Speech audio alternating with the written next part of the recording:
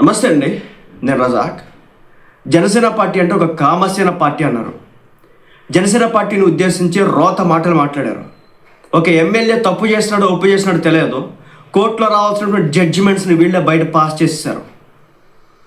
ఇష్టం వచ్చినట్టుగా కారు కూతలు కూసినారు. మరి ఈ రోజున ఎవరైతే ఆ వాణి వీణ అని చెప్పేసి ఉన్నారో, సో ఆ మహిళ ఎక్కడ ఉంది, ఎందుకు కనిపించట్లేదు, పోలీసులు ఆమె గురించి ఎందుకు వెతుకులాట స్టార్ట్ చేసినారు, పోలీస్ డిపార్ట్మెంట్ వారు ఈరోజు ఆమెకి సంబంధించి కేసులు ఎందుకు పెడతా ఉన్నారు, ఆమె దొరికితే కనుక అరెస్ట్ చేసి జైల్లో పెట్టడానికి ఎందుకు సిద్ధమయ్యారు.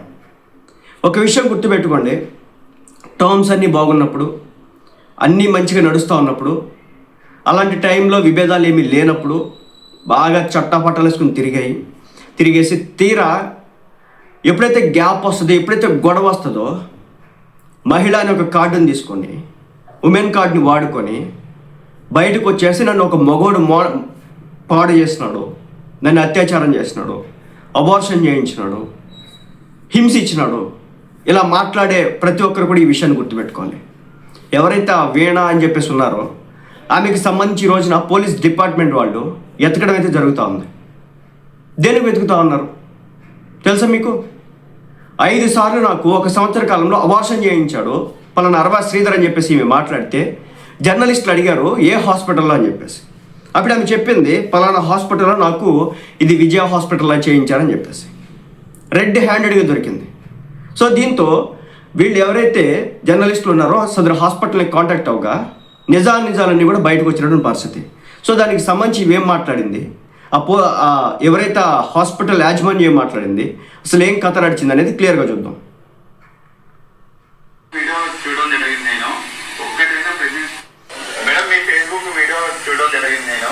ఒక్కటైనా ప్రెగ్నెన్సీ తీసుకున్నారు ఏ హాస్పిటల్ రికార్డ్ అయినా ఉంటారు?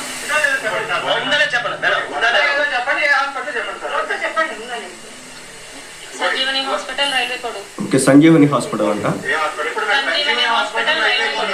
ఫస్ట్ అబార్షన్ వాళ్ళ ఫ్రెండ్ టాబ్లెట్ పంపిస్తే అతను నాకు ఇచ్చాడు, నేను వేసుకున్నాను. సెకండ్ థర్డ్ నాకు సంజీవని హాస్పిటల్స్ లో జరిగింది. ఓకే, అక్కడ మా పైన వచ్చిన ఆరోపణ ఏదంటే సంజీవని హాస్పిటల్ అబార్షన్ చేశామని ఆరోపణ వచ్చింది. అది అసత్యం అండి. మేము ఎటువంటి అబార్షన్లు చేయలేదు.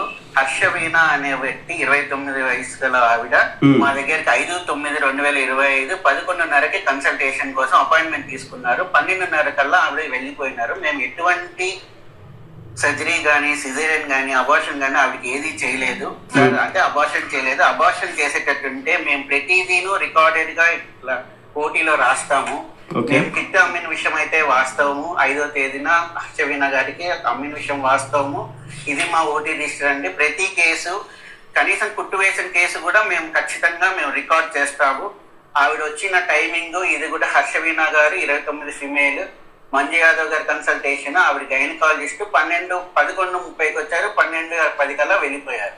మా దగ్గర కిట్ కొనుక్కుపోయిన విషయం అయితే వాస్తవము. కాకపోతే మాకు ఎటువంటి మేము అబార్షన్ అనే విషయం చేయలేదు. అట్లయితే మా పైన ఏదైతే ఆరోపించబడ్డారో అది పూర్తిగా అవాస్తవం ఉంది.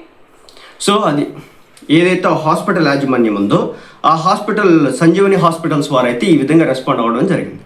5 సార్లు ఇక్కడ రైల్వే కోడూరులో అబార్షన్ చేయించినాడు ఈ వ్యక్తి అని చెప్పేసి మాట్లాడితే, సో ఇది జరిగింది. తిప్పి కొడితే అరగంట లోపల ఆమె వచ్చి వెళ్ళిపోయినటువంటి పరిస్థితి. అరగంటలో ఎవడో కూడా అబార్షన్ చేయలేడు ప్రపంచంలో ఎక్కడా కూడా. 10 నిమిషాలు అసలు చేయలేరు. సో ఇదన్నమాట కథ.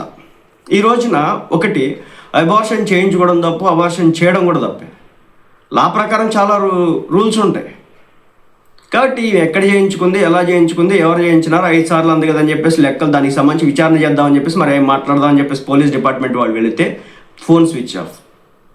ఆమె కోసమే కదా వెళ్ళింది. పలానా ఆయన నన్ను మోసం చేసినాడు, 5 సార్లు అబార్షన్ చేయించినాడు, 1 సంవత్సర కాలం.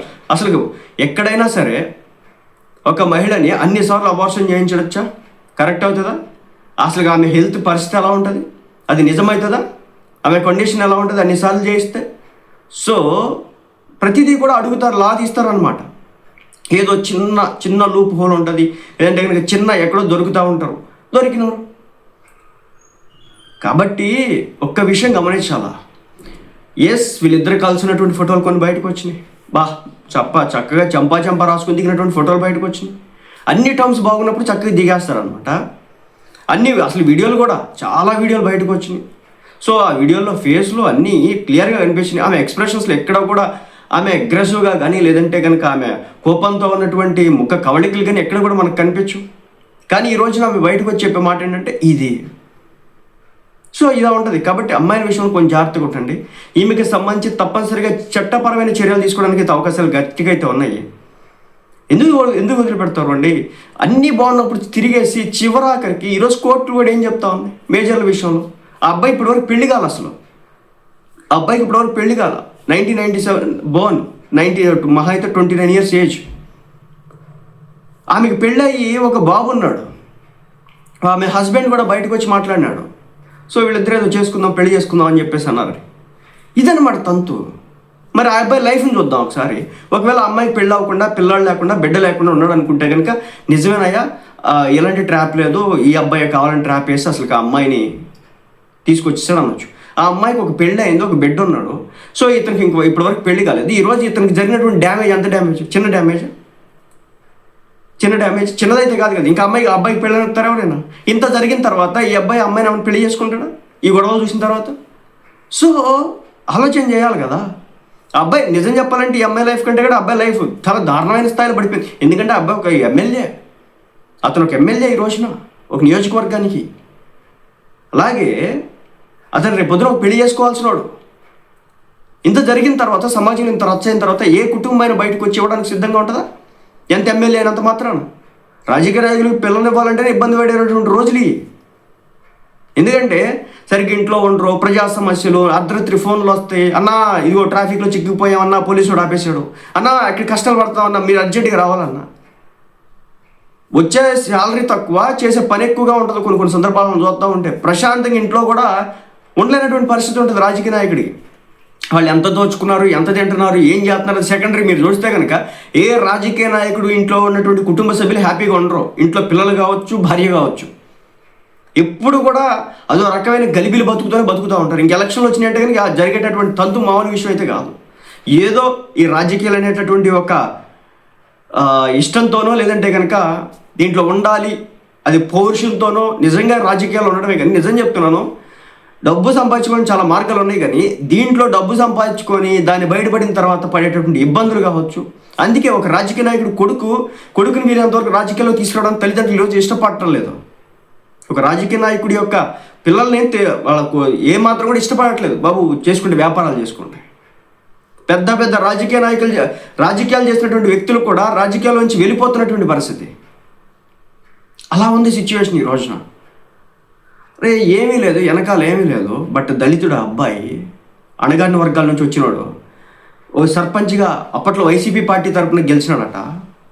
అతను చేసినటువంటి పనులు చూసి, అంటే చేసిన మంచి పనులు చూసి, అతని వ్యక్తిగత జీవితంలో పవన్ కళ్యాణ్ దూరడు కదా, టికెట్ ఇచ్చినాడు, గెలిచినాడు. ఈ రోజున అబ్బాయి జీవితాన్ని ఆల్మోస్ట్ ముక్కలు చేసినటువంటి పరిస్థితి. కాబట్టి తప్పు నేను ఒకవైపు అయిన ఎప్పుడు కూడా రెండు వైపులు ఉంది, రెండు వైపులా ఉంటుంది, ఒకవైపు ఎక్కడ కూడా ఉండదు. కానీ ఈరోజు అబ్బాయి నిజం చెప్తున్నా బలిపశువు అయిపోయినాడు. ఎంటైర్ దేశంలోకెల్లా ఒక ఎమ్మెల్యే ఇలా చేస్తున్నాడు, ఆ వీడియోలు విజువల్స్ ఇప్పుడు ఇంతకుముందు బయటపడిన అన్నీ కూడా వాళ్ళందరికీ ఫ్యామిలీస్ ఉన్నాయి. వాళ్ళు ఒక లెవెల్ ఏజ్ని చూసిన వాళ్ళు, చిన్న చిత్తుకోళ్ళేం కాదు. వాళ్ళందరూ కూడా 50+ ఉన్నాయి. పైగా పెళ్ళిళ్ళు అయిపోయినాయి, పిల్లలు ఒక స్థాయికి వచ్చేసినారు. బట్ ఈ అబ్బాయి జీవితం నిజం చెప్పాలంటే ఆ అమ్మాయి కంటే ఈ అబ్బాయి జీవితం ఈరోజు సర్వనాశనం అయిందని నేను చెప్తాను. మరి పోలీస్ డిపార్ట్మెంట్ వారు అయితే గట్టిగా చూస్తూ ఉన్నారు. చూడాలి ఎలాంటి చర్యలు తీసుకోబోతున్నారు, ఏం జరగబోతుంది ఇరువైపుల నుంచి. జనసేన పార్టీ కూడా ఇతని మీద చాలా స్ట్రిక్ట్గా ఉన్నట్టు తెలుస్తూ ఉంది. 7 రోజుల్లో వచ్చి కమిటీ ముందు విచారణ రండి, మీ వీడియోలకు సంబంధించి అన్నీ చెప్పండి. కుదిరితే పార్టీని సస్పెండ్ చేస్తారేమో, అవకాశాలు ఉంటాయి. నిజాలు క్లియర్గా చూసిన తర్వాత పవన్ కళ్యాణ్ గారు యాక్సెప్ట్ చెప్తే అయిపోయినట్టే, పార్టీని సస్పెండ్ చేయొచ్చు. మరి అతను ఎమ్మెల్యేగా కొనసాగుతాడేమో తెలియదు కానీ, బట్ పార్టీ నుంచి అయితే నష్టం జరుగుతుందంటే సస్పెండ్ చేయడానికి అవకాశాలు అయితే ఉంటాయి. అది తను ఈ స్థాయికి వచ్చినాడంటే, ఇంత చిన్న వయసులోనే ఆ స్థాయికి ఎదిగినాడంటే చాలా కష్టాలు పడ్డాడే. కానీ ఏంటంటే ఒక్క అసమానత, ఒక బ్యాడ్ హ్యాబిట్, మళ్ళీ చెప్తున్నా, అది బ్యాడ్ హ్యాబిట్ అంటే బ్యాడ్ హ్యాబిట్. రాజకీయాల్లో వచ్చిన చాలా ఇలాంటి విషయాలు చాలా దూరంగా ఉండాలి. ఫ్యామిలీ విషయంలో చాలా జాగ్రత్తగా ఉండాలి. లేకపోతే కానీ కంపు అయిపోతుంది. ఈరోజు జనసేన పార్టీని ఎన్ని రకాలుగా డిగ్రేడ్ చేసినారు. పవన్ కళ్యాణ్ ఇలాంటి వాడే అన్నారు. ఆ రోజా గారు అయితే రోడ్డు మీదకి వచ్చి అసలు ఏం మాట్లాడిందో ఆమెకు హద్దు పొద్దు లేదు. అలాగే ఆ వ్యక్తిని, అబ్బాయిని అయితే కనుక చీల్చి చెండాడినారు. జగన్మోహన్ రెడ్డి గారు సర్టిఫికేట్లు ఇచ్చినారు జడ్జిమెంట్ లేకుండానే. ఇక్కడ వింత అదే అనమాట, మన మీడియాని జడ్జ్ చేసేది, ముందు జడ్జిమెంట్ ఇచ్చింది. మీరు చూడండి, ఈ రోజుకి కూడా నేను లేచిన గంటల గురించి పేర్లు ఒక్కడు కూడా ఎత్తాను నేను. వాళ్ళ వ్యక్తిగత జీవితాలు, దానివల్ల రాష్ట్రంలో ప్రజలకు కావచ్చు, మనకు కావచ్చు ఏ నష్టం ఉండదు. కానీ పార్టీలకి నష్టం, ఆయా పార్టీలకి నష్టం, ఆ నియోజకవర్గంలో అతని యొక్క వ్యక్తిగత భవిష్యత్తుకి చాలా నష్టం. రేపొద్దున బయటికి వెళ్ళాలంటే తప్పనిసరిగా ఆ ముద్ర క్లియర్గా మొహంలో కనపడతానే ఉంటుంది అన్నమాట. ఎక్కడికి వెళ్ళినా పర్టికులర్గా ఇతను కదా అన్నట్టు చూస్తారు. ఆమెదేం పోయింది, ఆ ఉద్యోగం ఆమె చేసుకోండి, మొహం కూడా కనిపించుకొని చూసుకుంది కదా ఆమె. కానీ ఇతను మొహం చూడండి ఎలా వేస్తున్నారు, అదే అనమాట. 5 సార్లు అబార్షన్ చేయించాలని చెప్పేసి ఆమె ఒప్పుకుంది కాబట్టి దాన్ని పోలీసులు వెతుకుతూ ఉంటే కనిపించకుండా ఉన్నటువంటి పరిస్థితి. సో మీరు చెప్పాలి, ఇక్కడ ఎవరు నష్టపోయినారో, ఎవరు సాధించినారు.